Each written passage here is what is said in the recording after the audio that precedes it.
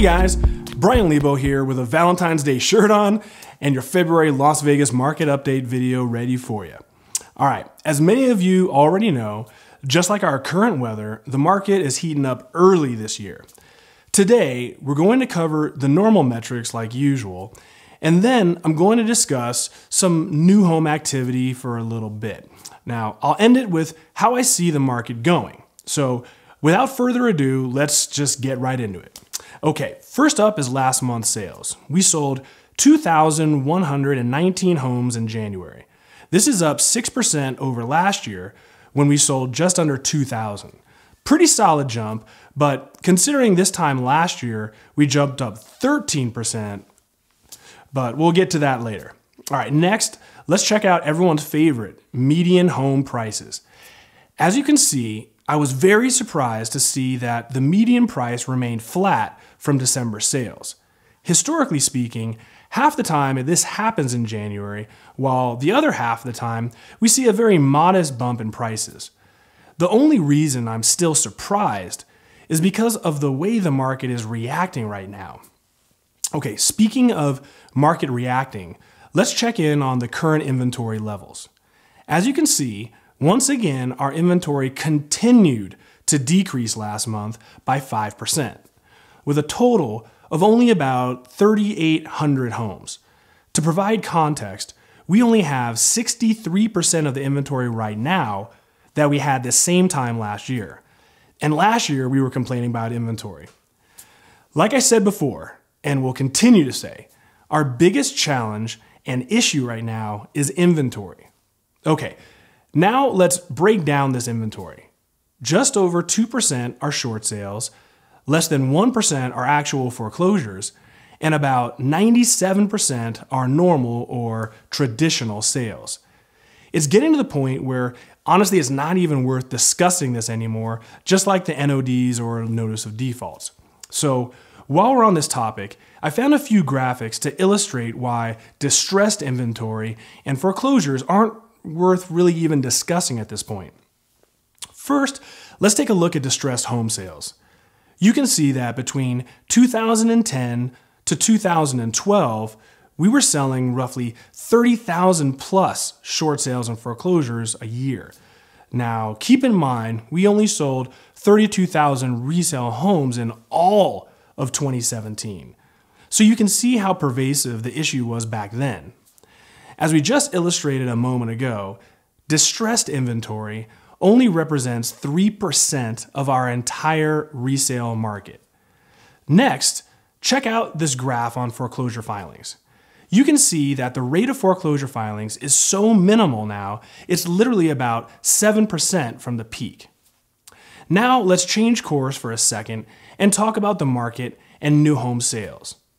Right now, with no inventory on the resale market, a lot of home buyers are electing to simply purchase a new home instead.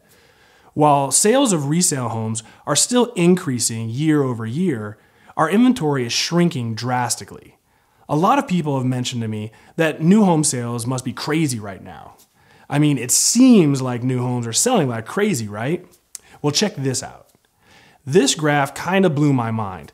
Last year, we had an 18.8% increase in new home sales, which is huge, for a total of 9,400 homes.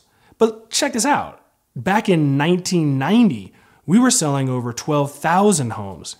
Even during the recession years, we were selling more new homes in Las Vegas than we are today. Check out the boom years now. We sold 4 times as many back then.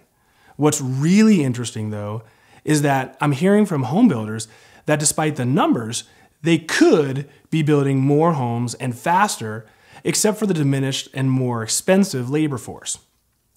With so much construction on the Strip, rebuilding in Houston, and now rebuilding in Los Angeles, a lot of the labor force is simply unavailable.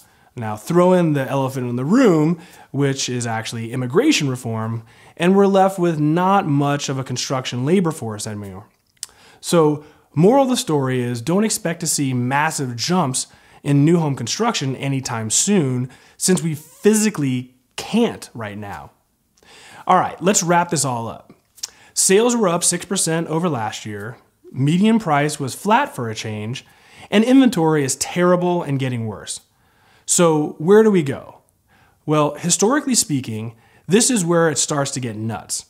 We've got only 1 month left to go before the real price increases start happening. Typically, all of the price increases are experienced from March through July. Now, last year, we went from $236,000 up to $260,000 in just those 5 months for a 10% bump. Now, keep in mind that we only have 63% of the inventory right now that we did this time last year. So it's very reasonable to presume we'll see a 10 to 15% bump over the next 6 months here. Easily. So what are we going to do? Well, I've groomed all of my buyers to try and make their moves now before they pay 10% more for the same home in just a few months. If you're downsizing, then sure, wait for the price gain and you'll net more money. But if you're looking to move up in homes, realize that no matter how much more you get for your current home, you're going to wind up losing money because that new home you want to buy just went up as well. And while it's nice and easy to throw out these numbers, the devil's in the details. Some neighborhoods this year will jump 20%, while some will barely see 10%. This is where it's vital to be using a realtor with their finger on the pulse. Right now, some neighborhoods are simply undervalued and just fundamentally don't make sense when compared to the rest of the community or the market in general. Now, this will certainly change in the forthcoming months, especially when selling and buying a new home. You really want to understand how and why your neighborhood is valued where it's at. These subtleties can actually make a massive impact on your purchasing power. Okay, well, that's it for February, guys. Have a wonderful month, and while it already feels like it, I'll see you guys back in spring.